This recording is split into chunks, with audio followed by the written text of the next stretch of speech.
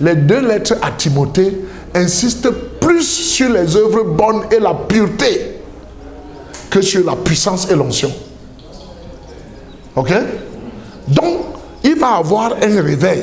Ce réveil va susciter les gens que vous connaissez, comme les Spurgeon, comme les Wesley, et tous les grands théologiens de l'époque, qui leur message était beaucoup plus transatlantique, parce que tout ce qui se faisait en Angleterre traversait l'Atlantique pour aller aux États-Unis ou au Canada. Ok? Parce que l'Église était naissante et florissante aux États-Unis. C'est ça qui va faire que le souverain pontife réunit ses sorciers et décide que l'Amérique ne doit pas être une terre purement chrétienne. Il y a un danger à ça. Et on a organisé une émigration pensée. Les catholiques ne sont pas arrivés en Amérique par l'évangélisation. Ils sont arrivés par l'opportunisme. Ils sont arrivés pour conquérir les richesses et pour, comment je vais dire, enlever toute la teinte du message protestant et mettre aussi une tonalité catholique. C'est avec ça qu'ils ont organisé l'invention des États-Unis, à telle enseigne que dans les années 90, les États-Unis étaient déjà à 60% catholiques et 40% protestants. Alors qu'au départ, ils étaient plus de 90% protestants. Et ils étaient un grand bastion missionnaire qui envoyait beaucoup de missionnaires dans le monde et qui étaient même persécutés. Et je me souviens, j'ai travaillé pour la Société internationale de linguistique 2 ans, 80 à 82, et je voyais les autorités de notre pays dire que les gars qui viennent travailler là, étudier dans nos langues pour les traduire, ce sont des espions de la CIA, sinon pourquoi ils s'intéressent à nos langues, ainsi de suite. Ils ne savaient pas que ces gars étaient des missionnaires simples. C'est vrai que parmi eux, tous ne sont pas missionnaires. Ok? Il y en a qui font des études en linguistique et qui adoptent une langue africaine sur laquelle ils vont présenter leur thèse de doctorat. Ils viennent juste faire ça et ils s'en vont. Mais ceux qui s'asseyent dans un village pour apprendre la langue, alphabétiser les gens dans cette langue, traduire le matériel biblique dans cette langue, produire un Nouveau Testament ou une Bible dans cette langue, ils sont des missionnaires. Ok? Et ils sont tellement simples, ils ont tout abandonné. Ils ne veulent pas savoir si vous roulez dans la dernière Bentley ou la dernière Lexus. Eux, tout ce qu'ils veulent savoir, c'est est-ce que ce peuple va accueillir favorablement le message de l'évangile dans leur langue. Quand cela se produit, ils sont fiers d'avoir servi le Seigneur. Ok? Et je me souviens que quand ils ont acheté le terrain pour leur centre de formation en Vannes, ce terrain était perpendiculaire à la piste d'atterrissage de la base aérienne de Yaoundé, qui était l'ancien aéroport de Yaoundé. Et un général allait les intimider et dire est-ce que vous avez envie d'envahir le Cameroun? Pourquoi votre terrain est perpendiculaire à la piste d'atterrissage? Ça veut dire que vous pouvez poster des missiles ici pour abattre nos avions qui atterrissent. On a combien d'avions? On a combien d'avions pour que les Américains viennent les abattre? Les 3 qu'on a ne marchent que le jour du défilé.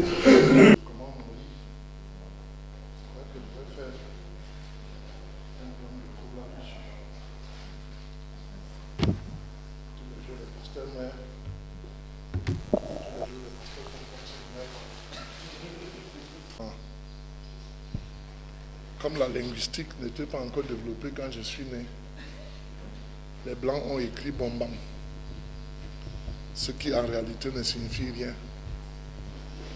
Mais si vous arrivez à Mbessa chez moi, vous entendez les gens m'appeler Bombam. Parce que c'est comme ça.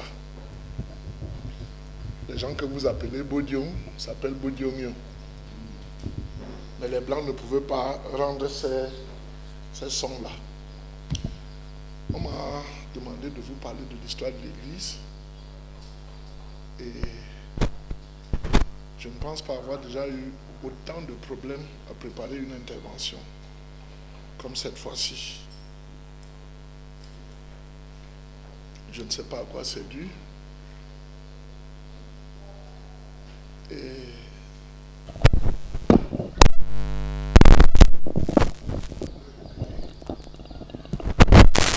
j'ai décidé de le faire 150 ans.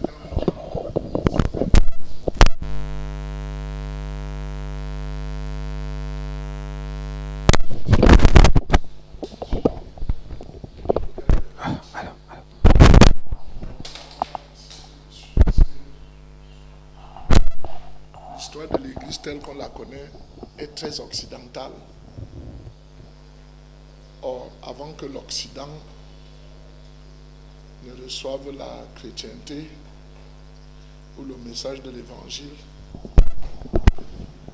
l'Afrique était à 45% de conversion. Que certaines circonstances historiques ont noyé,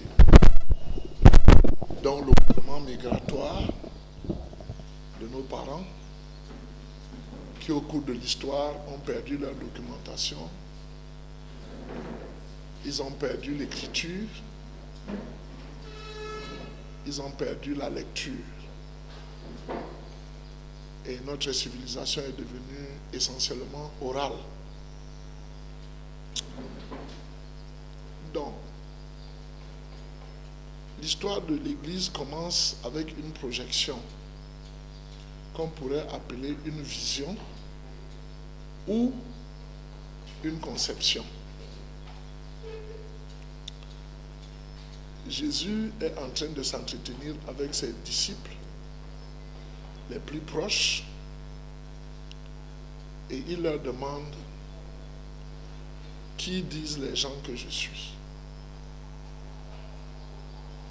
Chacun répond à sa façon, selon sa compréhension.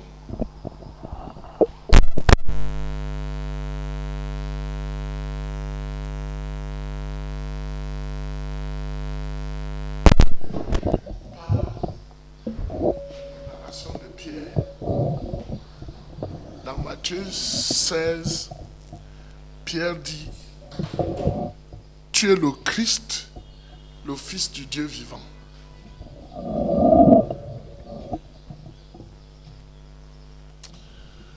Et Jésus fait donc une déclaration qui projette la venue à l'existence de l'Église. Mais je voudrais que vous sachiez que le mot Église ne s'attache pas seulement à l'assemblée des chrétiens.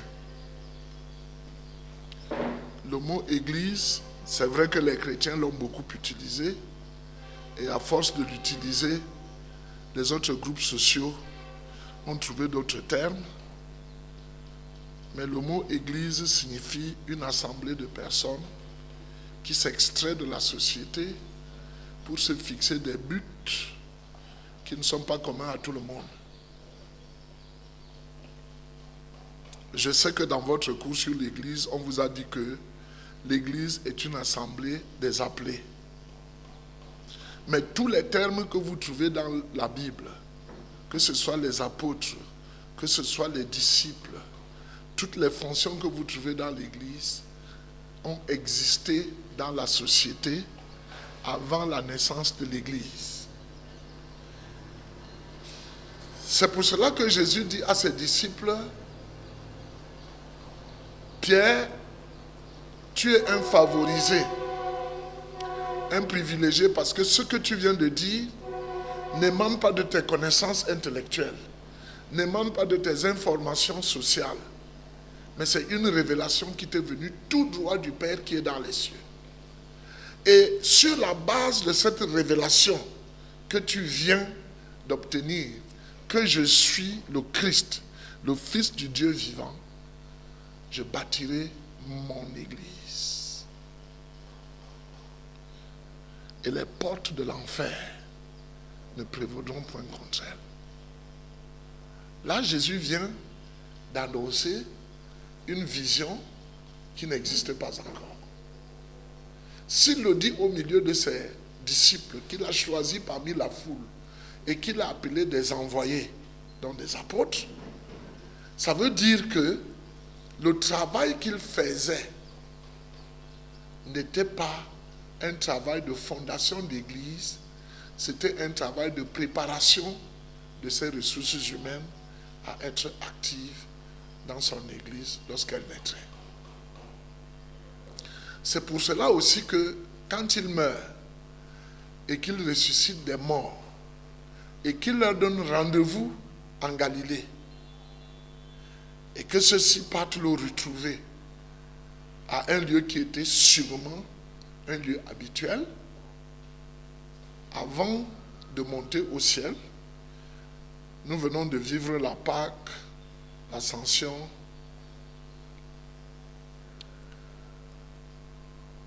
Il leur dit, ne quittez pas Jérusalem.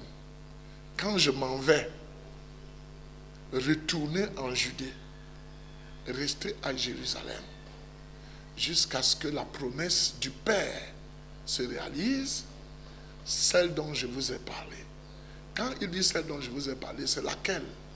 Dans le livre des Actes des Apôtres, il venait de leur dire, au chapitre 1, verset 5, Jean-Baptiste a baptisé d'eau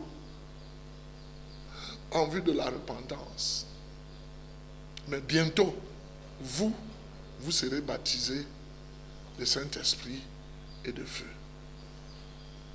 Et au verset 8, il leur dit, vous recevrez une puissance lorsque le Saint-Esprit surviendra sur vous. Je ne savais pas pourquoi les traducteurs du grec ont insisté sur le verbe survenir et ils ont mis encore le mot sur vous. Mais j'ai compris après parce que Jésus parlait d'une arrivée brusque, rapide, surprenante, qui allait se produire sur les apôtres. Et il commence, quand on utilise le mot sur vous, ça veut dire que ces gens vont être, ils vont recevoir un manteau qui ne sera pas un manteau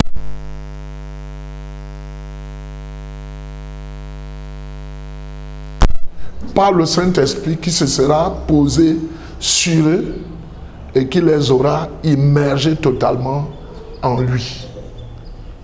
Pour comprendre ça, nous retournons dans l'évangile de Jean où Jésus dit vous l'avez reçu, mais bientôt il sera sur vous. Il est même déjà sur vous, mais après il sera en vous. Donc, quand on est baptisé du Saint-Esprit, on le reçoit sur soi et on le reçoit en soi. D'où les phénomènes qui se produisent et qui font encore l'objet de certaines discussions et de polémiques pour ceux qui n'ont pas encore vécu l'expérience. Ceux qui ont vécu l'expérience ne discutent plus. Mais ceux qui ne l'ont pas encore vécu ont des idées. Parfois c'est des idées reçues, parfois c'est des idées préconçues. Donc, l'histoire de l'Église de Jésus, depuis sa fondation, est soutenue par cette déclaration de Jésus. Aucune puissance ne pourra avoir le dessus sur l'Église de Jésus. Pas sur la boutique du pasteur du coin, mais l'Église de Jésus. Parce qu'il a dit, je bâtirai mon église. Il n'a pas dit, je bâtirai l'église. Parce que s'il disait, je bâtirai l'église, tout le monde peut fonder sa vision et s'associer en partenariat à l'église de Jésus. Mais comme c'est l'église de Jésus, on marche soit selon les règles qu'il a fixées, soit on n'est pas avec lui. Donc, le jour de la Pentecôte, dans Acte 2, à partir du verset 1, vous connaissez l'histoire, la Bible dit qu'il y avait 120 personnes dans une salle comme celle-ci, mais un peu plus grande, mais qui était une chambre haute, parce que les gens qui étaient riches construisaient des chambres hautes, qui sont comme des terrasses recouvertes aujourd'hui. Pendant les fêtes, les convocations solennelles du Seigneur, il y avait des moments où on habitait dehors. Et c'était mieux d'habiter dehors, au-dessus d'une maison, que d'habiter dehors dans la cour. Ça protégeait, et puis c'était un lieu où on pouvait garder les gens, on pouvait garder aussi ses affaires. Ils étaient 120. Jésus a dit à 12 personnes, bientôt la promesse du Père va se réaliser. Mais quand ces personnes sont rentrées à Jérusalem, ils ont associé 108 autres personnes qui leur étaient proches, qui étaient leurs parents, leurs amis, leurs voisins, qui avaient suivi Jésus avec eux et qui croyaient en leur témoignage. Et c'est pendant que ces 120 personnes sont en train d'attendre dans la prière et le jeûne. Pas seulement dans la prière, pas seulement dans le jeûne, mais dans les deux.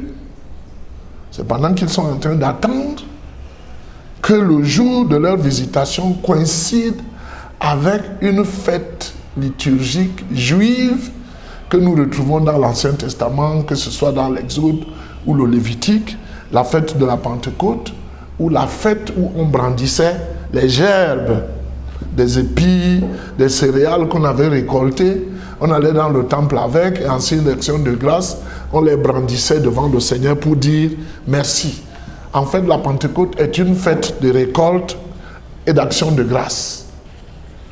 Et Dieu, qui voulait que le sens de la Pentecôte change dans la nouvelle alliance, que ça cesse d'être la fête des agriculteurs croyants et que ça devienne la fête des croyants baptisés, remplis de Saint-Esprit, dotés de dons, a décidé ce jour-là de descendre sur les piliers de la nouvelle alliance. Et ils étaient 120, hommes et femmes. Ils étaient 120 hommes et femmes. Et je vais insister là-dessus parce que il y a un projet pour les hommes de confisquer l'Église. Et il y a un projet pour les femmes d'aller chercher à l'ONU les techniques de revendication avec le discours du genre, les libertés que les divers libéralismes nous accordent et venir avec dans l'Église pour étayer leurs revendications. Mais ce n'était pas ça. Jésus a baptisé de Saint-Esprit les hommes et les femmes. Le même jour, il n'y a personne qui a reçu une flamme de feu plus grande que celle de l'autre. Il n'y a personne qui a reçu une dose de Saint-Esprit moins que celle de l'autre.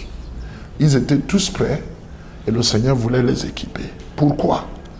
Parce que, comme il l'a dit, il y aura de l'opposition. Pour que vous affrontiez l'opposition, vous devez être équipé. Et pour être équipé, vous devez avoir une puissance supérieure aux puissances qui vont s'opposer à vous dans l'exercice de votre foi, de votre ministère et de vos dons. C'est pour ça que le Saint-Esprit descend sur eux. Et donc, Jésus est le fondateur de l'Église. Le Saint-Esprit est celui qui manifeste l'Église, qui la rend officielle, visible, présente dans la société. Et les disciples, les apôtres, hommes et femmes, sont ceux qui reçoivent l'équipement de la puissance du Saint-Esprit pour commencer à travailler vers l'atteinte des coins les plus reculés de la terre. Ok? Je vis à Yaoundé depuis 52 ans. Je ne suis jamais descendu ici. Et je viens de descendre par un escarpement du genre que j'aimais faire dans mon adolescence et quand j'étais jeune adulte. Mais à 65 ans, je viens de descendre en tremblotant un peu, mais en me disant, il y a quelqu'un qui a dit que je marcherais sur des escarpements comme ça. Et il est tenu de veiller sur moi. Et nous sommes arrivés sans accident. avec mon fils qui est venu me chercher.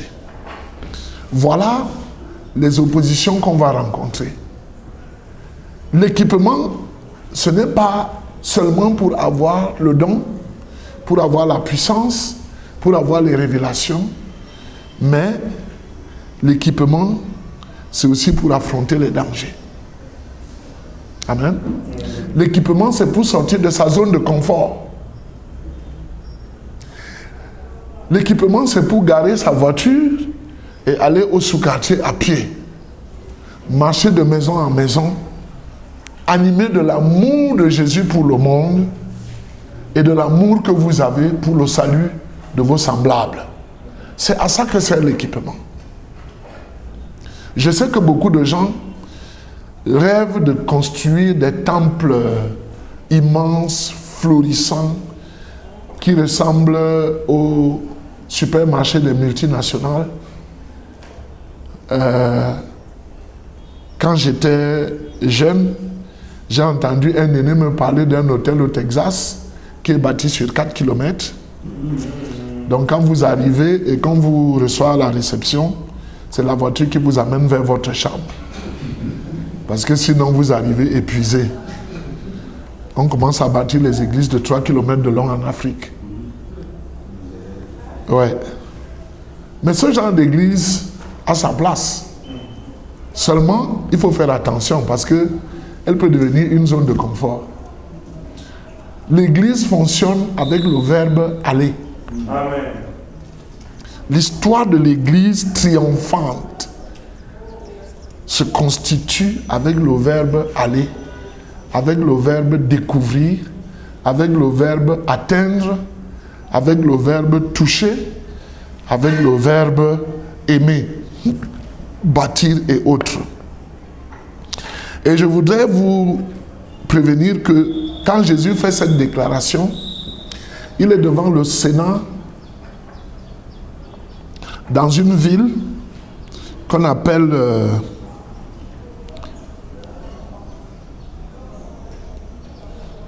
comment elle s'appelle cette ville? Beaucoup de Césarée. La Césarée de Philippe. Dans l'Antiquité, tout le monde qui voulait avoir les faveurs de l'empereur César bâtissait une ville à laquelle il donnait le nom de l'empereur. Et cette Césarée-ci est bâtie par Philippe, qui est un des tétrarques et qui allait de trouver la mort à cause de la beauté de sa femme. Son frère allait le tuer pour l'épouser. Cette femme qui va être cause du décès de Jean-Baptiste. Parce que Jean-Baptiste a dit à son frère, tu n'as pas le droit non seulement d'avoir fait ce que tu as fait, mais de prendre la femme de ton frère à l'issue de ça. Ils sont devant le Sénat de cette ville, là où la ville se réunit. Donc il y a une mutation qui est en train de se passer. Dans les villes de l'Ancien Testament, il y a une porte par laquelle tout le monde entre et sort, où siègent les vieux qui ont l'expérience de la vie pour gouverner la ville. Ok? C'est cette porte où Jésus disait, il est plus facile pour le chameau de passer par le trou d'une aiguille que pour un riche d'entrer dans le royaume des cieux. Parce que quand on fermait la porte principale, on gardait un endroit qu'on appelait aiguille et qu'on peut appeler portillon aujourd'hui, de nos temps. C'était pour empêcher que des gens qui venaient avec l'intention d'agresser la ville n'entrent facilement. 2 personnes ne pouvaient pas entrer à la fois. Donc si on voulait faire entrer un chameau, on se livrait à des manipulations, à des manœuvres, telles qu'il fallait d'abord faire passer la tête du chameau, comme son cou est long, et une fois son cou dedans, permettre au chameau de s'accroupir et de marcher petit à petit jusqu'à réussir à entrer dans la ville. C'est ça que Jésus appelle le trou d'une aiguille. Ce n'est pas l'aiguille de la couturière. Donc, ce que nous allons voir dans ce cours, si Dieu nous permet, nous allons nous entretenir sur l'Église apostolique l'Église universelle, l'Église congrégationaliste, avec ses rivalités et ses exclusions, l'Église réformée et l'Église réveillée. Alléluia. Amen. Le terme réveillé vient de ce que l'Église est née et réveillée. Et au fil des siècles, elle a connu un assoupissement. Et puis, dans les jours qui ont marqué le début des derniers jours de notre temps, le Seigneur a encore répandu le Saint-Esprit pour que l'Église se réveille et commence à faire son travail. Quand l'Église était assoupie, une réunion comme celle-ci serait considérée comme très dangereuse, à réprimer et les membres emprisonnés pour leur foi. Mais il y a un semblant de liberté qui fait qu'aujourd'hui nous ne mesurons pas la portée de ce que Dieu nous permet de vivre. Et nous permettons beaucoup de choses. Ok? Donc, grand 1, la naissance de l'Église. C'est-à-dire l'Église apostolique. L'Église apostolique, c'est l'Église qui a été dirigée par les apôtres. Ce n'est pas la dénomination Église apostolique. C'est l'Église qui a été dirigée par les apôtres. De l'an 33 de notre ère jusqu'à environ l'an 140 de notre ère.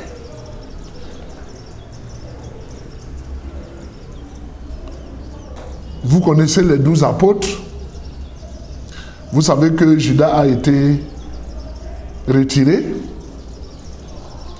mais que le groupe des apôtres a décidé de le remplacer par quelqu'un d'autre pour respecter le symbole du chiffre 12. Vous lisez dans l'Ancien Testament l'histoire des 12 patriarches. Et quand Jésus arrive, Israël est colonisé, la foi est soumise au désir du colon, donc elle n'est plus très authentique. Et il décide de relancer l'influence des patriarches en recrutant 12 apôtres. C'est pour cela que dans l'Apocalypse, vous trouvez 24 anciens qui enlèvent leur couronne et la jettent au pied du trône de Dieu en signe d'adoration. C'est les 12 patriarches et les 12 apôtres réunis.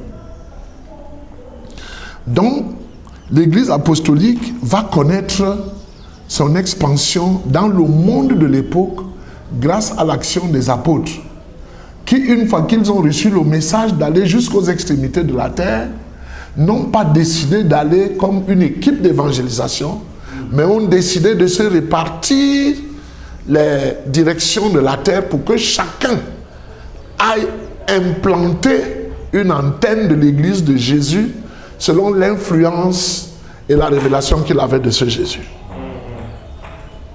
Et leur implantation dans l'histoire va refléter leur caractère et leur conviction. Thomas est l'apôtre qui a implanté l'Église en Inde. Et comme Thomas était quelqu'un qui aimait discuter, quelqu'un qui aimait toucher du doigt avant de croire, quelqu'un qui aimait les expériences palpables. Vous savez que l'Inde aujourd'hui est le lieu où il y a autant de divinités que la population. Et peut-être même plus. Parce que vous arrivez dans un foyer indien, le père adore la termitière, la mère adore les cancrelats, le fils aîné adore le serpent, le cadet adore les arbres fruitiers, la fille aînée adore les vaches. C'est pour cela que l'Inde est l'un des pays où il y a près de 800 millions de vaches, mais les gens n'ont pas de viande à manger parce qu'on ne mange pas la vache en Inde. Et l'Inde est l'un des pays où il y a plus de souris que la population africaine, qui détruisent 2/3 de la récolte des céréales en Inde et qu'on ne tue pas parce qu'on pense que ce sont leurs frères et leurs ancêtres qui ont connu. Et j'ai l'habitude de dire à mes amis qui disent que les missionnaires sont venus,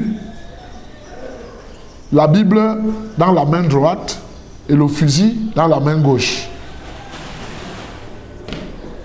Et j'ai dit, ils ne pouvaient pas venir autrement. Ils ne pouvaient pas venir autrement. Et le plus grand bien qu'ils nous ont apporté, c'est le texte biblique. Ok? Mais nous sommes au service d'un guerrier. Jésus est un guerrier. Vous pensez qu'il allait passer le week-end de plaisance en enfer? L'apôtre Paul dit que quand il est mort et qu'il a été enseveli, il est descendu aux enfers. Vous pensez qu'il allait faire quoi aux enfers? Il allait combattre. Il allait délivrer, libérer les gens qui étaient enchaînés depuis l'époque de Noé. Et que Satan emprisonnait injustement.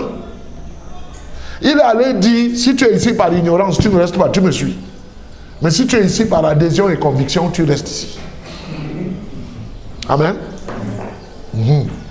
Un de mes amis dit que l'Église a tout fait de tuer Judas. Mais vous devez savoir que Judas est le seul apôtre qui était en enfer avec le Seigneur. Et c'est lui justement qui a dit aux autres que c'est le Seigneur de gloire ici. Croyez en lui.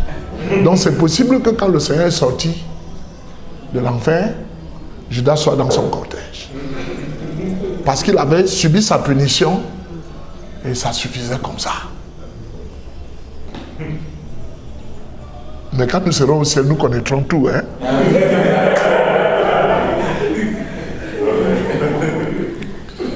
C'est ce que Paul a dit. Donc, l'église de Rome va être une église impériale, c'est-à-dire l'église dont le chef est à Rome, par opposition au nom catholique orthodoxe, je l'ai déjà dit. Et quand le mouvement protestant va se répandre en Europe, il va connaître des subdivisions. J'ai préféré vous raconter ça à l'africaine, parce que je n'ai pas voulu mettre beaucoup de dates et beaucoup de noms. C'est trop touffu, et puis ça ne s'identifie pas à nous. C'est très colonial.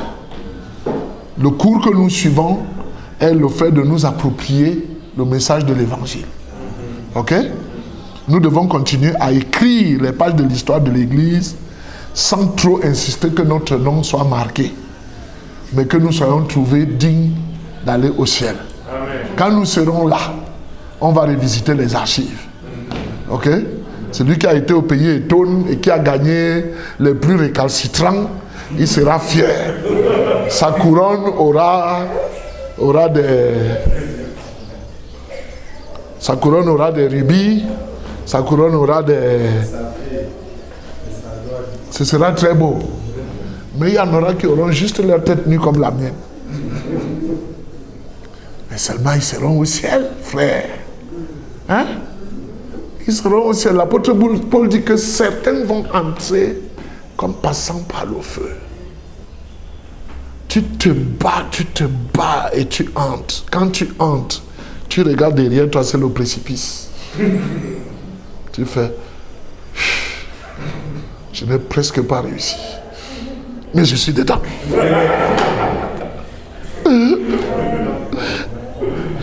Ok? Mais soyez de ceux qui recherchent l'excellence. Soyez de ceux qui veulent être autour de la garde royale de Jésus tout de suite. Parce que quand les 144 000 vont faire son on appelle ça quoi? Hein? C'est pas son protocole. Ok? Ils vont faire sa troupe protocolaire qui vont l'entourer. Parce que la Bible dit qu'ils n'auront pas connu de femme, ils n'auront pas insulté quelqu'un, ils n'auront pas commis de péché. Donc si tu es marié, ce n'est pas toi. Même si tu es témoin de Jéhovah, ce n'est pas toi. Parce que eux, ils veulent être tous dans les 144 000 élus, mais ils sont mariés. Ce n'est pas toi. Ceux-là, c'est des juifs. Vous comprenez? Ce n'est pas l'église. C'est des juifs issus du travail d'Abraham et du travail de Jésus. Ils seront nés, comment vous les appelez aujourd'hui, autistes, simples d'esprit, bavant sur eux, mais incapables de répondre au mal qu'on leur fait, de mal réagir. Ils ne sauront même pas s'exciter quand la plus belle femme voudra les entraîner dans ses passions luxueuses. Ils ne sauront pas ce que c'est que connaître une femme. Mais ils naîtront comme ça pour être plus tard l'entourage protocolaire du Messie. Et nous serons derrière eux. C'est mieux que tu te battes pour être immédiatement derrière eux. Parce que la foule sera tellement nombreuse que si le Seigneur sera ici et que tu seras à Khartoum, tu risques de mal voir. C'est vrai qu'on n'aura pas de problème de vue là-bas. C'est pour cela que la Bible nous encourage à la sanctification, à la pureté, aux œuvres bonnes, à l'amour.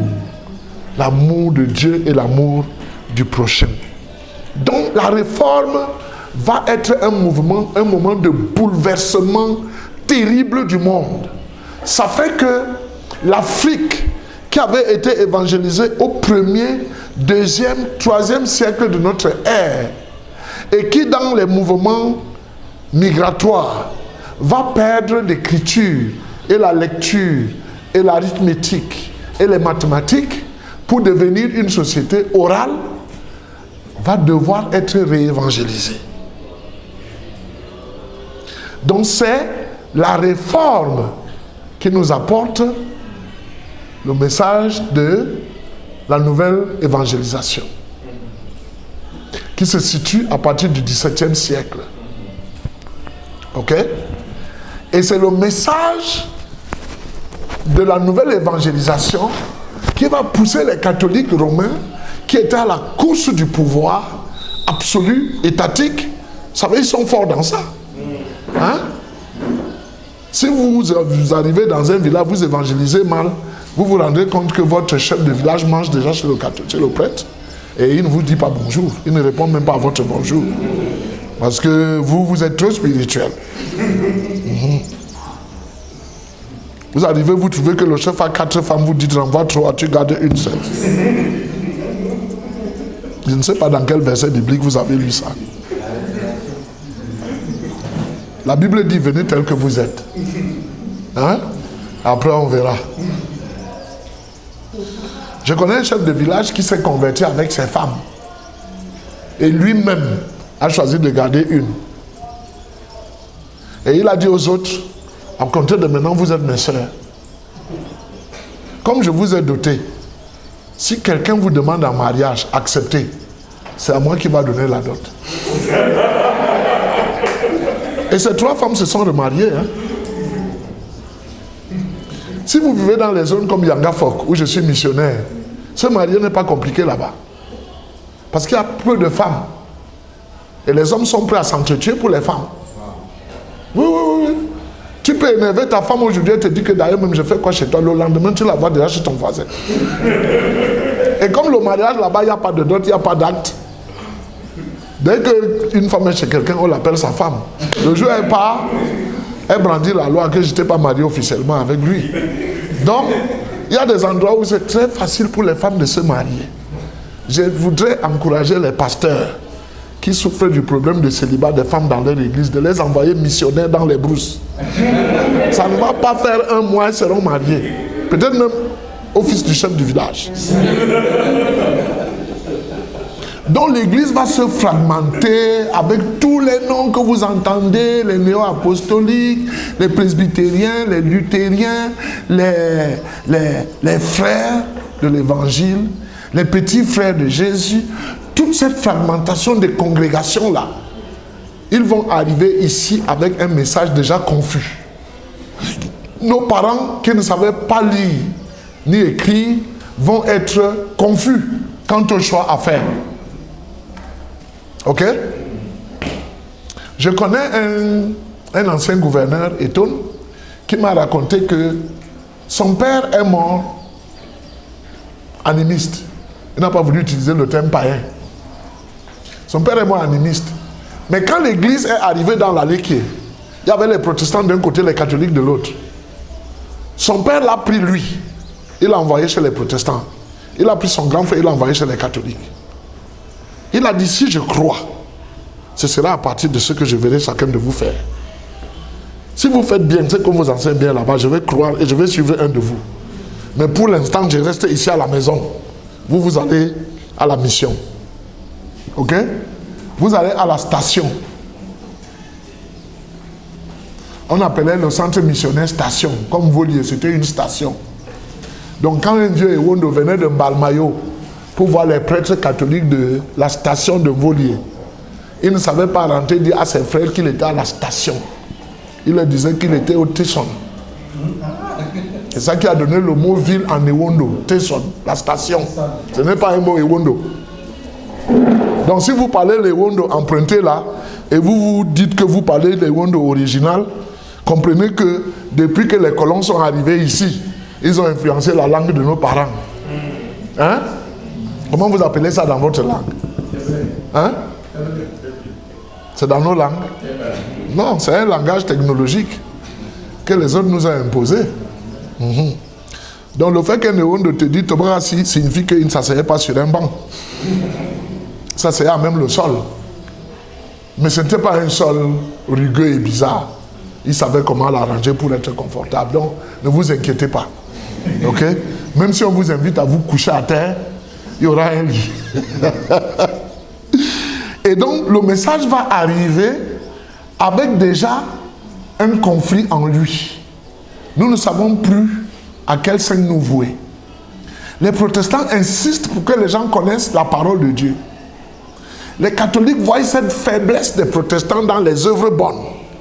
Et ils se disent, nous, on va atteindre les gens par nos écoles, nos dispensaires, nos sixa, pour former les gens. Et les gens que vous formez vous sont redevables. Vous comprenez? Beaucoup de gens ne sont pas fiers d'être catholiques par conviction.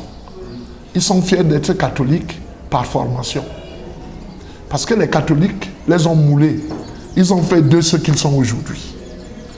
Votre message du salut par la grâce ne les a pas aidés. Ça a même compliqué les choses. Dans les discussions, vous avez rendu le message plus compliqué que tout. Tellement compliqué que les fiancés ont refusé leurs fiancés et ça a même augmenté la haine contre vous.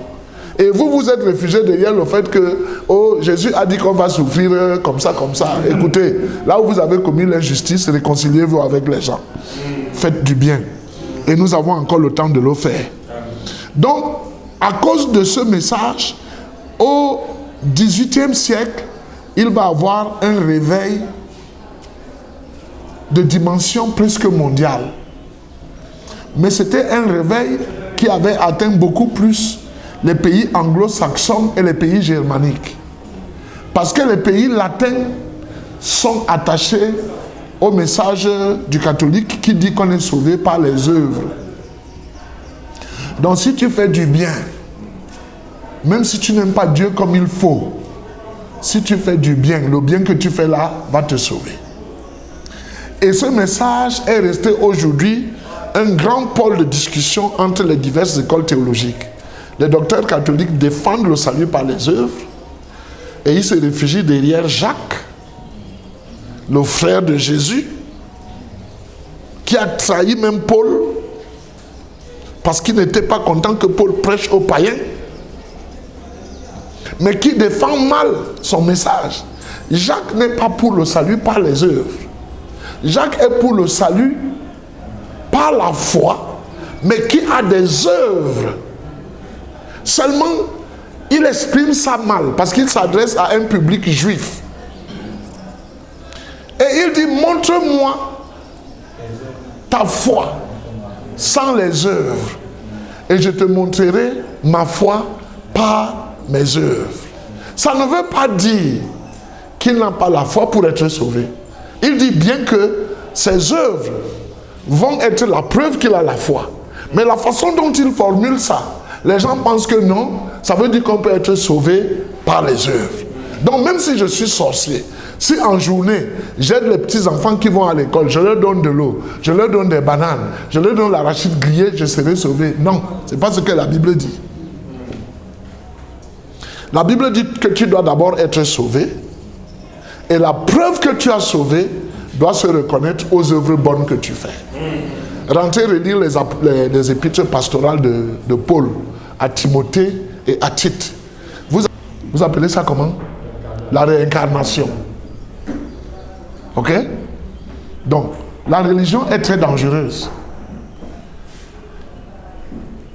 Mais le fait marquant de la vie de ces 12 apôtres, c'est que chacun est mort accidentellement, dramatiquement.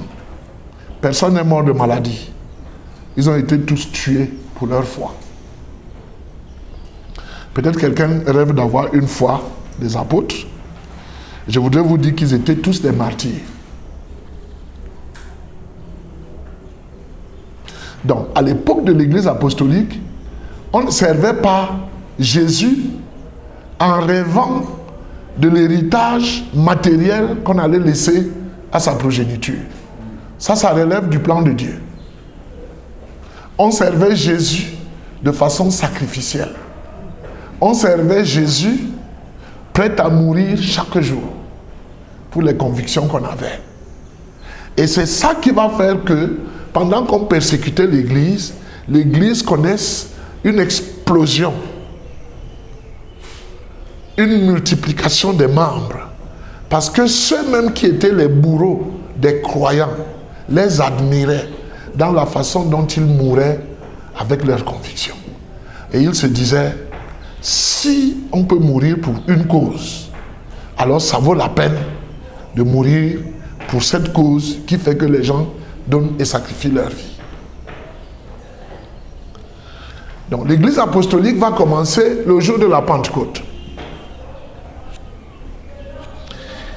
Et elle va fonctionner jusque vers l'an 40 parce que dans les années 70, 80, les plus âgés des apôtres ont disparu.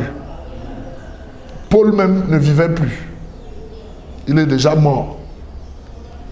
Le dernier apôtre qui reste en vie, c'est l'apôtre Jean. Parce qu'il était le plus jeune des apôtres de Jésus. On estime que pendant qu'il était au pied de Jésus, il était dans les 17 ans.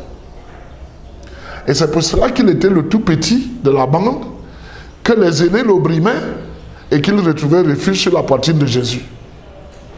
Comme dans toutes nos familles, nous protégeons les moins âgés et les plus fragiles.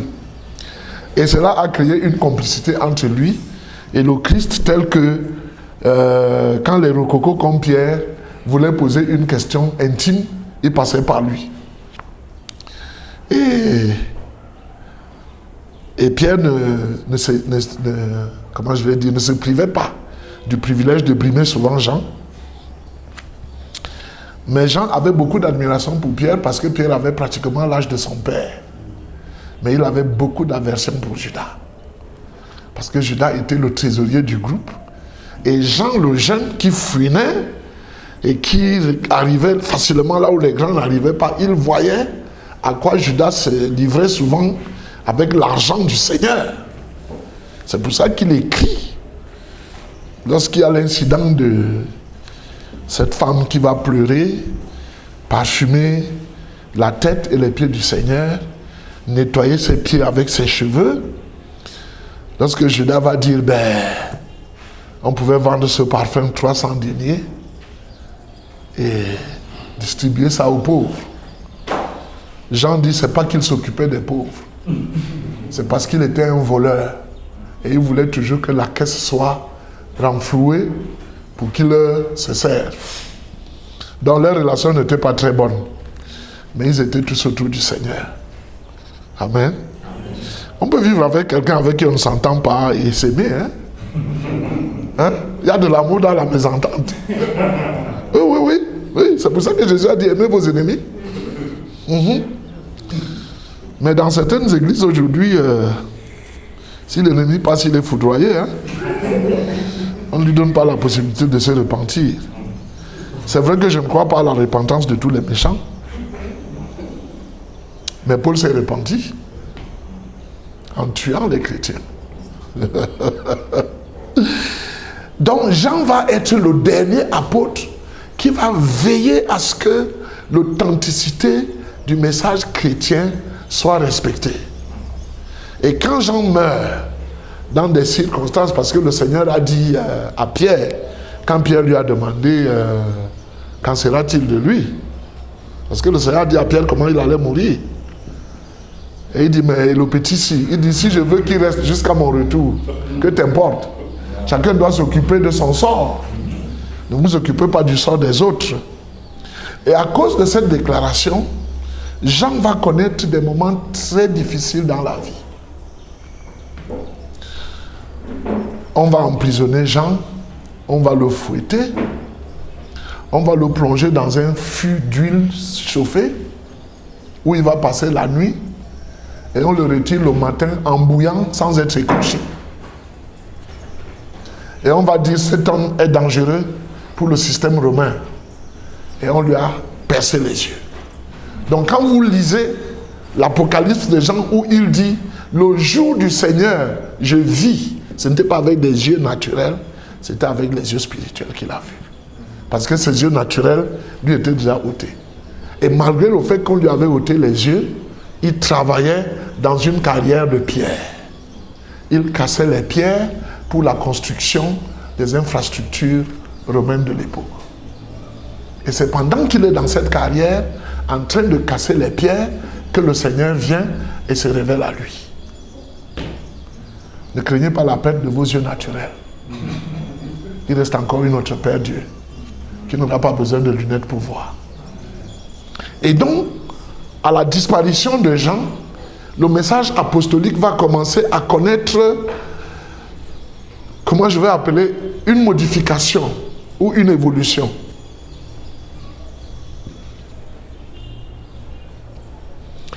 Les derniers apôtres qui n'étaient pas parmi les 12, vous connaissez leurs noms, c'est les Paul, c'est les Silas, c'est les Barnabas et autres qui ont été admis comme apôtres dans le groupe des apôtres. Mais ils n'étaient pas apôtres parce qu'ils étaient parmi les 12. Paul justifie son apostolat par le fait que le Seigneur lui est apparu. Et le Seigneur a dit, je t'enverrai vers les nations. C'est à ça qu'il justifie son apostolat. Mais aujourd'hui, on a des difficultés à croire qu'il y a les apôtres. Et pourtant, plus d'une personne a été revisitée par le Seigneur qui lui a dit, je t'envoie. Et si le Seigneur envoie une personne, il a envoyé, non? Et le mot apôtre signifie un envoyé. C'est tout. Donc les Grecs appelaient leurs ambassadeurs les apôtres.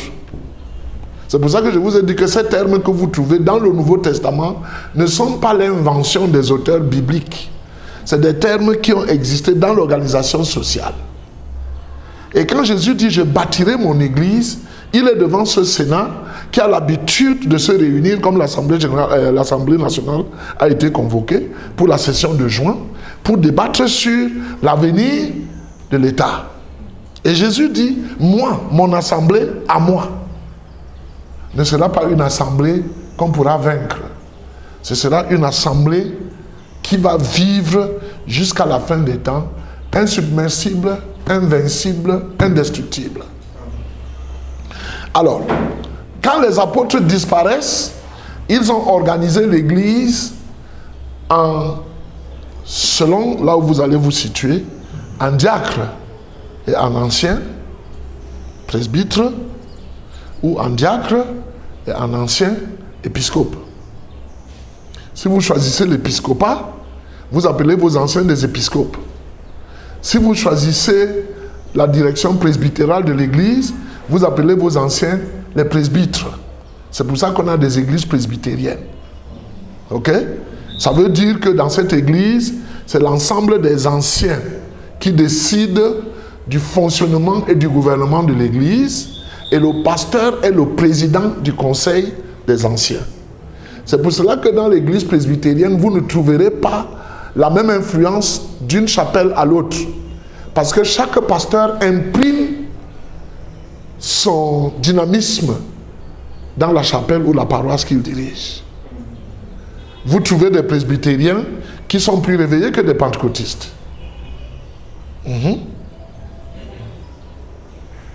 Donc, l'Église est partie avec ces gens qui étaient nommés diacres et qui sont passés anciens. C'est eux qui secondaient les apôtres dans le gouvernement de l'Église. Quand les apôtres disparaissent, on se retrouve donc avec, pour fonction de tête, les anciens. Les anciens qui ont pris le gouvernement apostolique ou épiscopal se sont appelés évêques. Et les anciens qui ont pris le gouvernement presbytéral se sont appelés presbytres. C'est aussi pour ça qu'on appelle la maison du pasteur le presbytère, parce qu'il est un ancien qui est devenu pasteur, et on appelle la maison de l'évêque l'évêché, parce qu'il est un épiscope qui dirige un diocèse. Ok?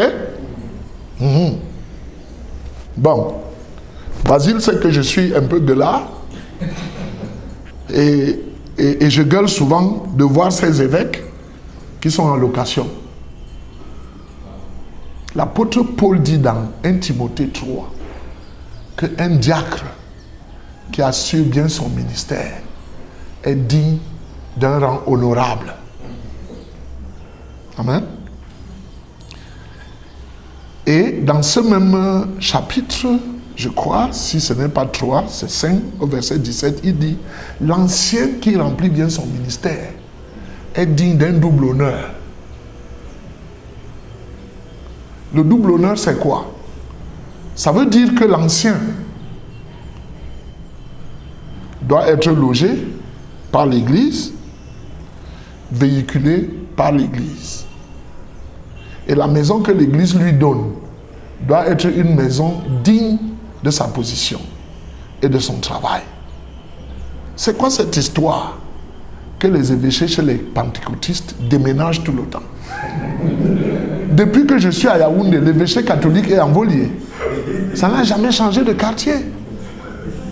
Donc, s'il vous plaît, je ne suis pas contre ces positions, mais il faut comprendre leur évolution. Si vous voulez devenir évêque, assurez-vous, que vous avez un domicile fixe, où quand les membres de votre église disent « nous allons à l'évêché », tout le monde sait où ils vont. Et que cet édifice, à la rigueur, appartient à l'église que vous dirigez, si ce n'est pas votre maison propre.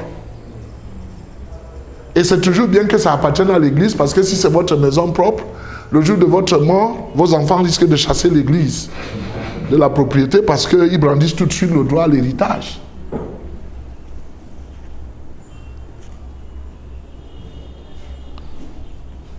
Et assurez-vous que quand vous allez à une cérémonie, vous arrivez comme quelqu'un qui a un rang honorable. Hein? Que vos ouailles soient fiers de vous voir. Vous ne verrez jamais un évêque catholique aller à une cérémonie en taxi. La seule fois que c'est arrivé à l'archidiocèse de Douala, c'est quand le cardinal Toumi a pris la moto pour ne pas être en retard à la cérémonie où il allait. Et toute la ville a crié au scandale. Mais lui savait qu'en voiture, ça lui garantissait au moins 30 minutes de retard. Et il était un homme de parole. Il ne voulait pas se faire attendre. Il a dit à un motoman, allez, amène-moi là où je pars. Et tout le monde était, les gens s'arrêtaient. Et les gens prenaient le téléphone. Tu as vu ce que j'ai vu là? Le cardinal sur la moto. Mais il est arrivé. Ok? Ils arrivent toujours dans une voiture protocolaire. Avec des couleurs protocolaires. Une voiture protocolaire n'est pas rouge.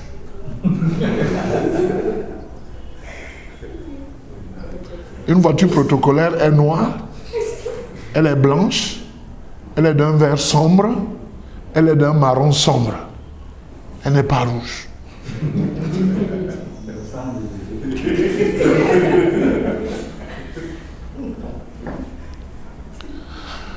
Donc, c'est ce qui a fait qu'il y a un foisonnement d'évêques qui crée une rivalité dans l'Église. Et tout de suite, on a commencé à organiser ce qu'on appelait les synodes. Et le but des synodes, c'était soit pour être d'accord avec une doctrine que quelqu'un avait développée, soit pour l'excommunier et le déclarer apostat ou hérétique. C'était le but des synodes. Donc on s'est retrouvé avec des synodes qui siégeaient dans une même ville, 2-3 synodes qui siégeaient sur un même sujet. Et les synodes s'entre-excommuniaient et choisissaient leur leader selon la conviction avec laquelle il avait défendu sa position doctrinale. Parce que les gens ne voulaient plus marcher selon la doctrine apostolique. Tout le monde, ce que vous faites aujourd'hui, ce n'est pas votre invention. Chaque fois que les hommes sortent du cadre restreignant, ils s'ouvrent à la nouveauté. Chacun veut inventer sa part pour que ses oreilles disent, ce n'est qu'ici qu'on a entendu ça. On ne peut pas entendre ça ailleurs. Ok? Même si c'est une erreur. Parce que ce n'est qu'ici qu'on a entendu ça, nous restons convaincus de l'erreur. Et nous bâtissons notre vie sur l'erreur. Donc la disparition des apôtres a connu l'apparition de ces églises dirigées par les évêques et les presbytères. Et certains évêques étaient sérieux dans leur appel. Ils ont marqué l'histoire de l'église. D'autres étaient des aventuriers, comme on en trouve aujourd'hui. Donc, ce que Jésus avait dit, que les portes de l'enfer ne prévaudront pas sur son église, est vrai. Ok? L'église a connu toutes sortes de déformations. Toutes sortes de déformations. Vous pensez qu'on bat les gens dans l'église aujourd'hui? Avant, c'était pire. Tu arrives à l'église avec une belle femme, ton évêque l'arrache et il te fait tuer. Comme David a tué Uri. Ça s'est passé dans l'église. Des atrocités bizarres. Des positions inhumaines envers nos semblables. Tout ça, c'est l'enfer qui combat l'église pour la freiner dans son mouvement de conversion du monde. C'est pour cela qu'aujourd'hui, près de 2000 ans après la mort et la résurrection de notre Seigneur, on dit 2000 ans depuis 1940, et ça c'est une datation politique qui est très dangereuse, exactement comme l'utilisation des statistiques par les structures officielles. Un missionnaire s'en va dans un village, 3 personnes donnent leur vie au Seigneur, il dit il y avait une foule immense.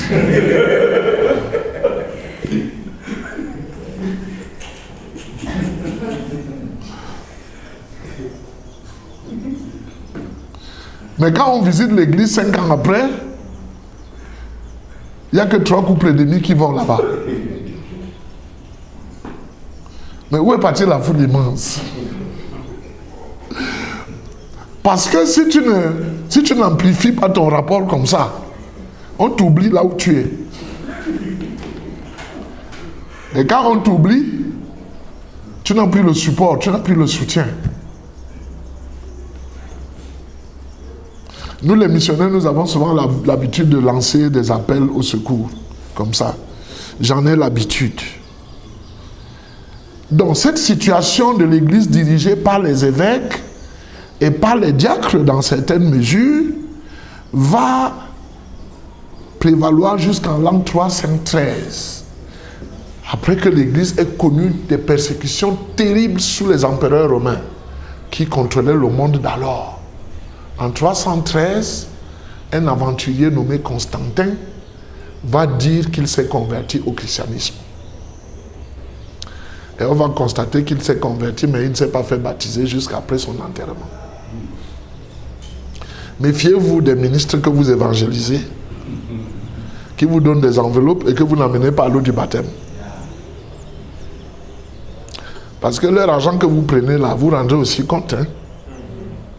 Je sais que tout chrétien pense que c'est un exploit d'amener un grand de la société à la foi. Mais mon père spirituel disait que ce soit Bia à Etoudi ou le pousseur du marché Vombi, c'est deux pécheurs qui ont besoin d'un même sauveur. Amen. Et le salut n'est pas teinté selon la classe sociale. Ok? Le salut, c'est pas la grâce au moyen de la foi. Donc, les stars que vous faites dans l'église là, méfiez-vous.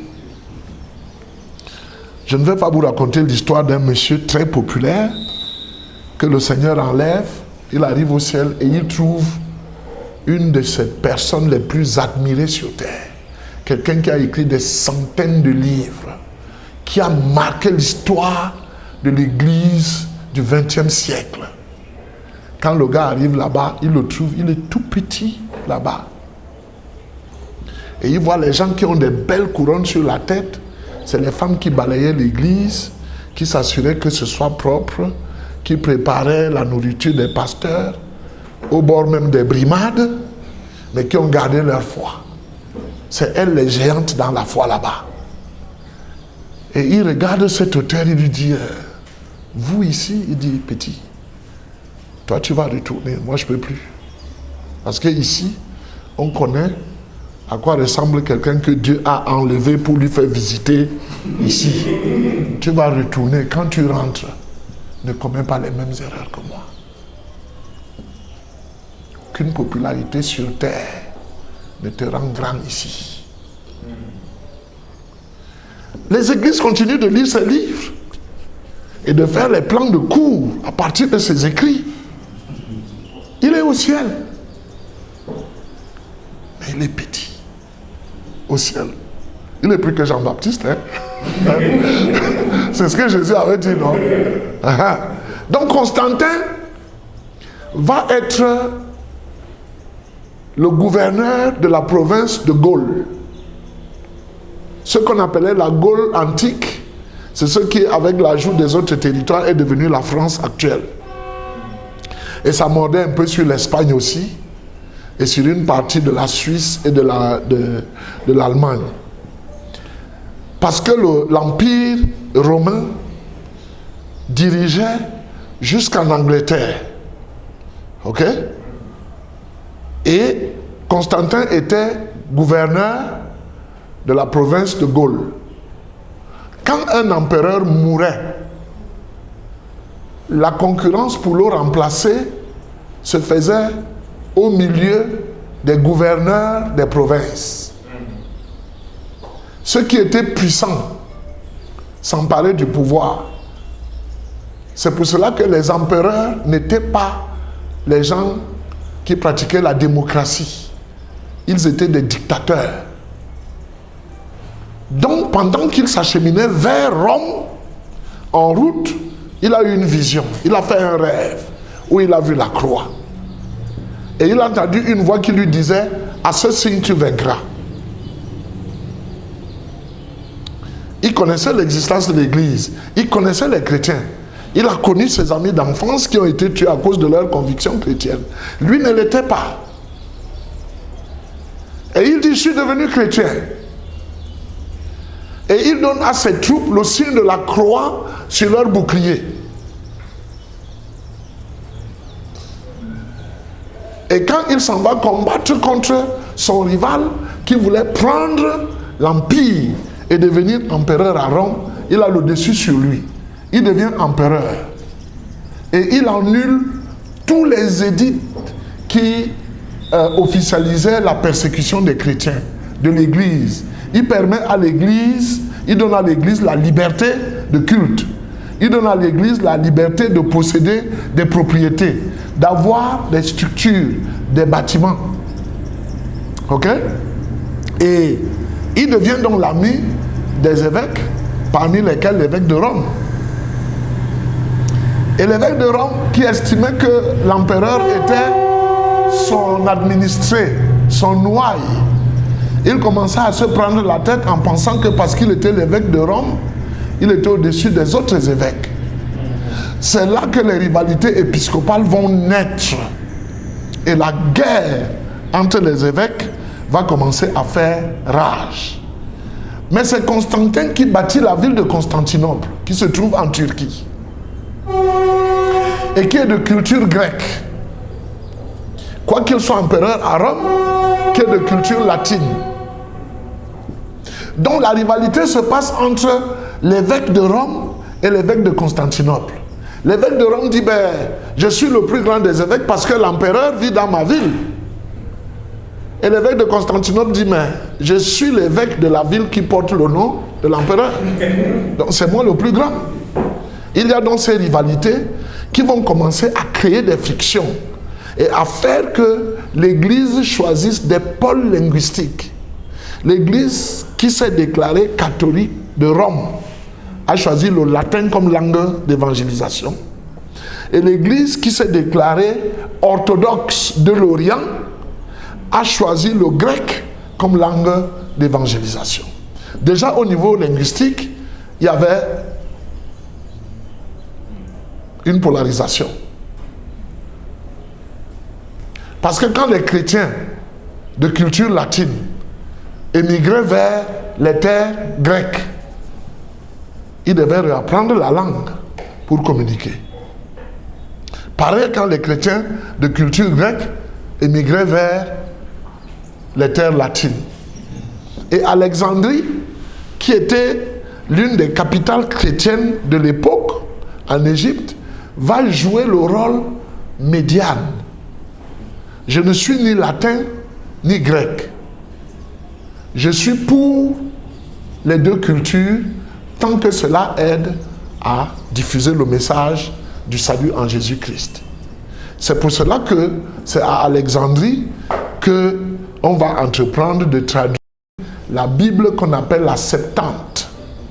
C'est-à-dire, on va réunir, bon, d'aucuns disent 70, d'autres disent 72. Nous n'étions pas là. Les archives se font la guerre. Mais ce que vous devez comprendre, c'est que dans les temps anciens, quand on disait 70, c'était jusqu'à 79.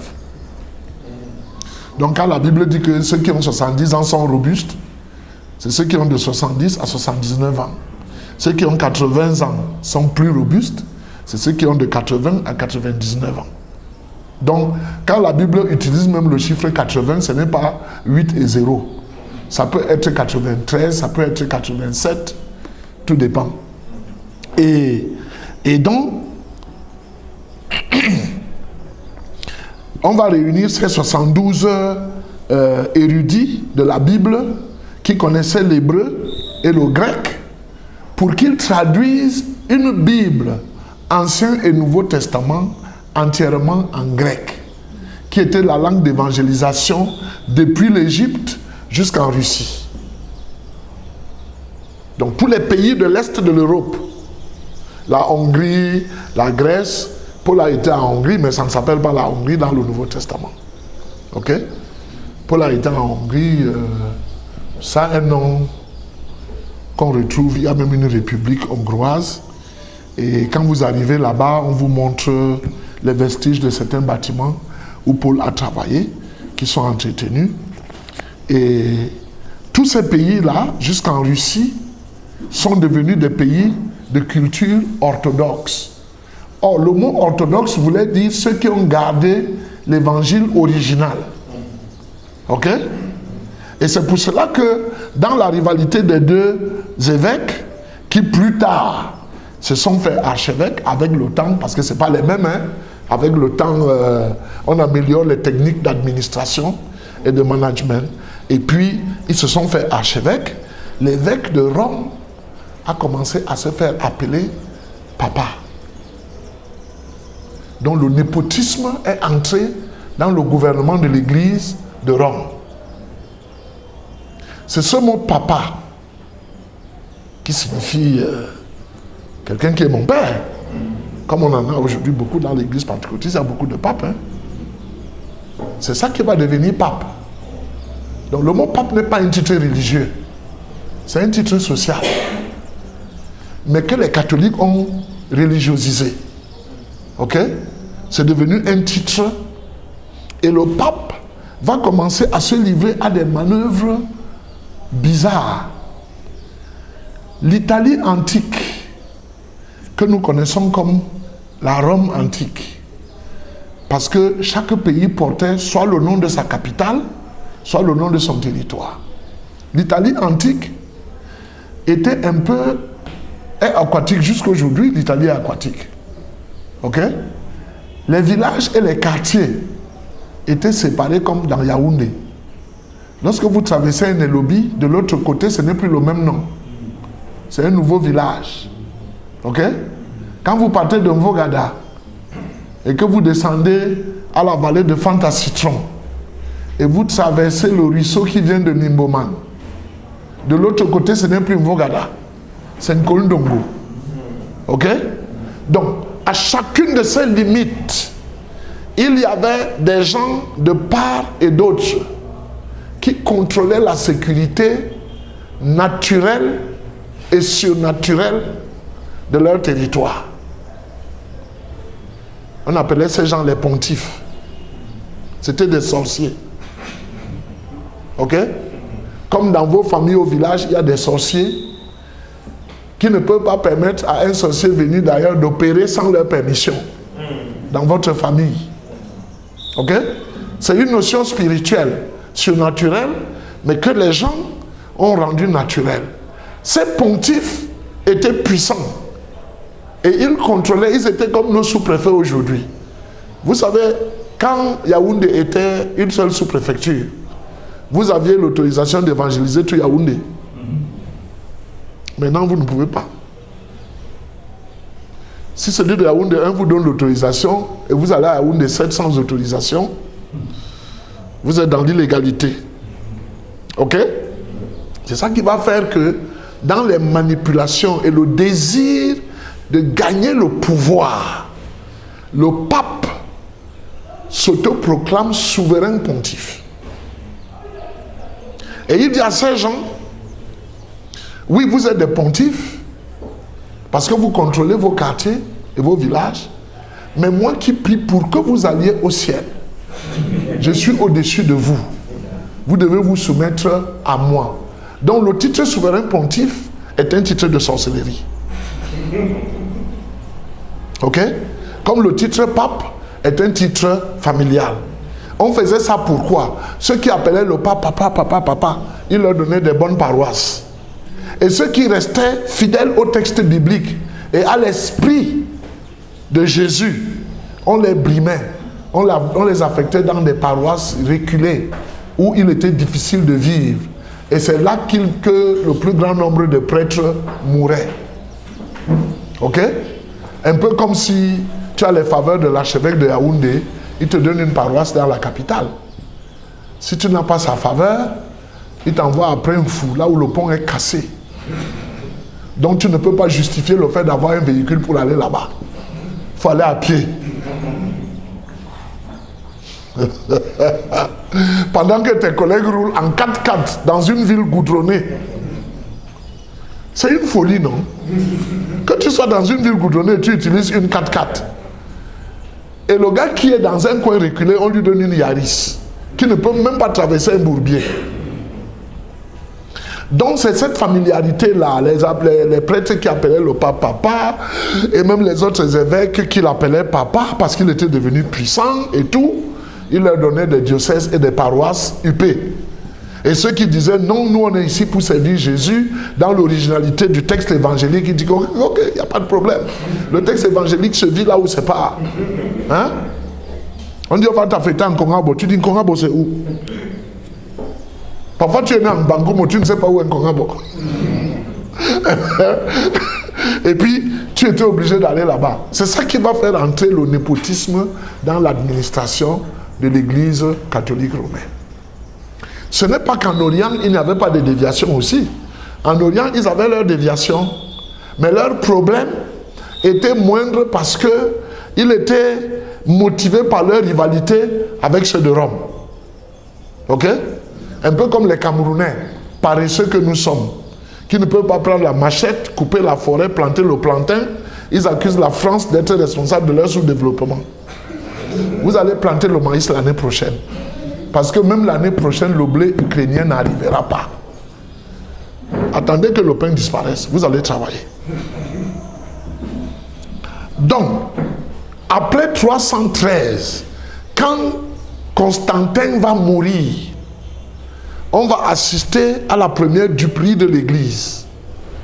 Les évêques de Rome vont faire circuler un mensonge que Constantin leur a donné son testament impérial. C'est ça qui va faire que il ne s'appelle plus Église catholique de Rome, mais il s'appelle Église catholique romaine. Ok? Comme pour dire, maintenant que nous sommes romains, nous avons les droits même sur l'Empire de l'Est, qui ne se réclame pas de Rome. Ok? Et c'était une escroquerie. Mais ils ont réussi à se maintenir là jusqu'à aujourd'hui, puisque c'est basé sur ces papiers-là, cette escroquerie-là, que le pape va se déclarer l'apôtre universel de l'Église catholique romaine. Et qu'il va assumer 3 fonctions. Il va être le roi du royaume du Vatican. Il va être le souverain pontife. Ok? Oui. Et il va être apôtre de l'Église, selon la tradition de Pierre. Ok? C'est pour cela qu'ils ne peuvent pas ne pas revendiquer la succession à Pierre. Parce qu'ils ont constaté que c'est toujours bien de duper les autres et de justifier par le texte biblique pourquoi on dit qu'on est ce qu'on est. Ok? Pierre n'a pas besoin d'avoir un successeur humain qui se dit vicaire de Jésus. Pierre a besoin d'avoir des successeurs humains qui sont prêts à mourir pour le message de l'évangile et à le proclamer jusqu'aux extrémités de la terre. Peuple de Dieu, depuis que l'Église catholique romaine existe, le monde entier n'a jamais été atteint par l'évangile.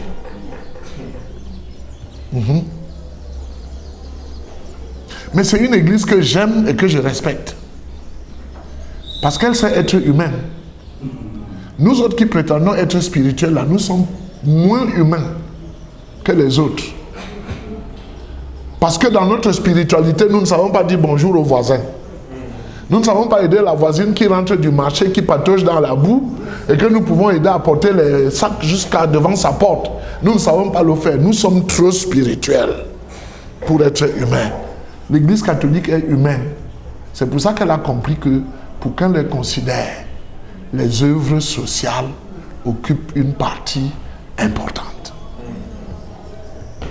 Les autres églises, nous parlerons en détail plus tard.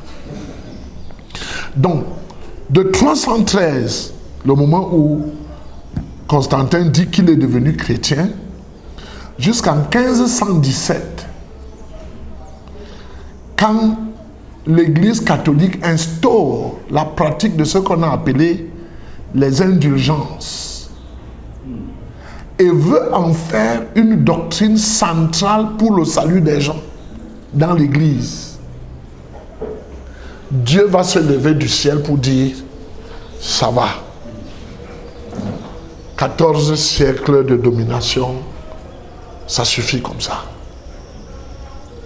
Je vais susciter du milieu de vous un jeune homme. Et un certain Tetzel, comme il s'appelait, va aller prêcher sur l'importance des indulgences. Les indulgences, c'était quoi? C'était le message qui disait que tu sois prostituée, ou sorcier, ou magicien, ou assassin. Si tu donnes de l'argent à l'église, l'église te donne un certificat d'indulgence qui te dispense de tous tes péchés et t'envoie au ciel. C'était une opération de collecte de fonds parce qu'il fallait bâtir la cathédrale Saint-Pierre de Rome. Et il fallait que ce soit une cathédrale digne de la position de l'évêque qui officiait à Rome. Puisqu'il était déjà reconnu comme l'apôtre mondial de l'Église, il était reconnu comme roi de l'Église, et il était reconnu comme souverain pontife. Il fallait un bâtiment dans lequel il officie et qui reflète sa dignité et sa puissance. Et il fallait beaucoup d'argent. L'Italie seule ne pouvait pas produire cet argent. L'Allemagne était une puissance germanique naissante, où il y avait des gens riches.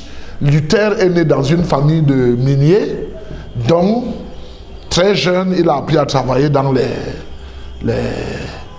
mines. Mais, il est devenu moine plus tard. Et il était un moine enseignant. Il avait un doctorat de l'Église. Il enseignait dans l'université de Wittenberg. Et quand il entend ce Tetzel arriver de Rome et commencer à prêcher sur les indulgences, il se fâche et il écrit 95 thèses qui dénigraient la véracité des indulgences. En fait, il ne combattait pas les indulgences, mais il combattait le caractère inhumain des indulgences, qui n'insistait plus sur le salut par la foi et instaurait le salut par les œuvres.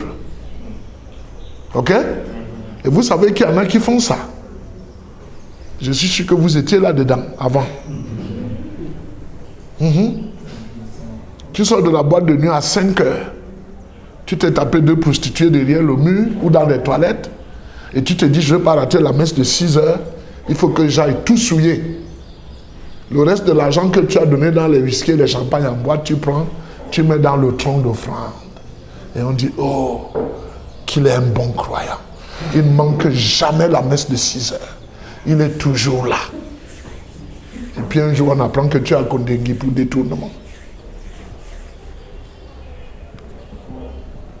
Si vous n'avez pas fait ça, vous avez fait d'autres choses semblables. Personne n'est sauvé qui n'a été dans le camp du péché avant. Personne. Voilà. Donc ne vous vantez pas d'être sauvé.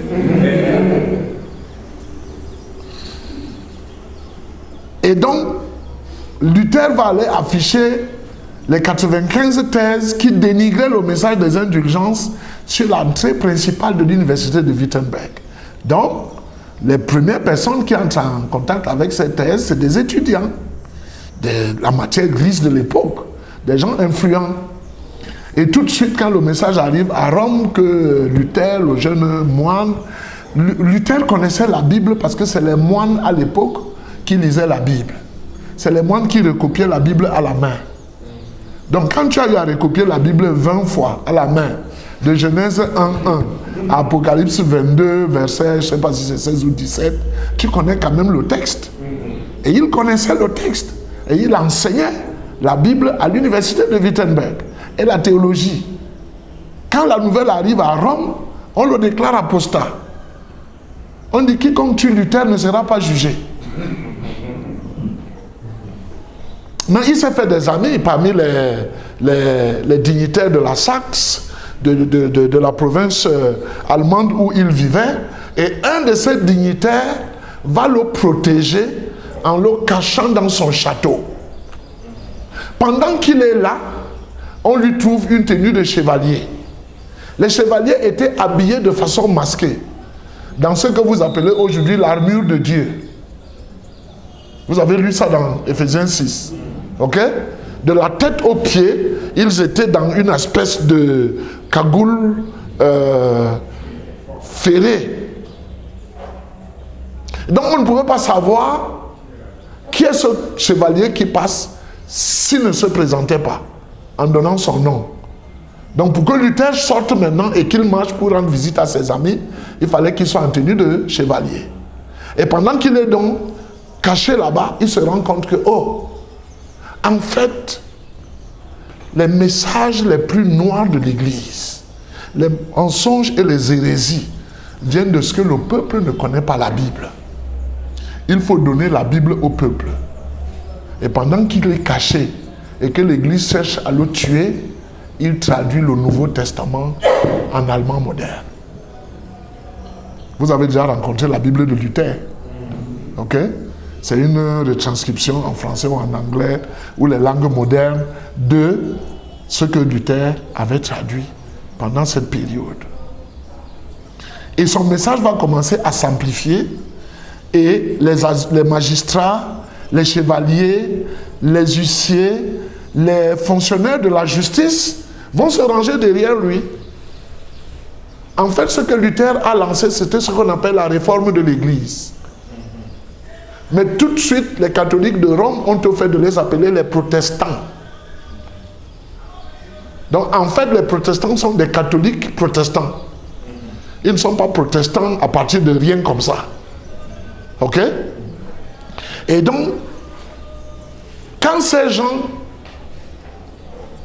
avaient une manifestation publique où Luther devait parler, chacun sortait avec la tenue de sa fonction. Parce qu'il était interdit d'attaquer un dignitaire impérial qui était habillé dans sa tenue de fonction. Ok? C'est de là que va venir la tenue sacerdotale des protestants. Maintenant, parmi eux, il y avait les avocats qui portaient une tenue qui a 2 branches blanches comme ça. Hein? Vous étiez déjà au palais de justice? Vous avez vu des avocats habillés comme ça. Ils ressemblent au pasteur de l'église évangélique du Cameroun. Ok? Cette tenue-là n'est pas une tenue sacerdotale. C'est une tenue d'avocat. Mais que l'église, sans se poser de questions, a adopté, parce qu'il y avait beaucoup d'avocats parmi les disciples de Luther qui le défendaient. Et quand on essayait de les agresser pour se saisir de Luther, ils formaient un groupe, une masse impénétrable pour l'exfiltrer. Qu'il aille se cacher. Ok? Donc, le protestantisme est né dans une révolte qui n'était pas pacifique. On a tué les gens pour avoir dit qu'ils étaient protestants.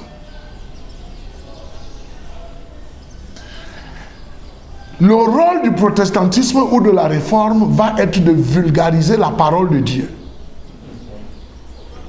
Les Bibles vont être traduites dans plusieurs langues. Les protestants vont envoyer des missionnaires dans les pays étrangers, dans les pays d'outre-mer, juste pour qu'ils traduisent la Bible dans les langues principales de ces pays et permettent au peuple de connaître le texte biblique.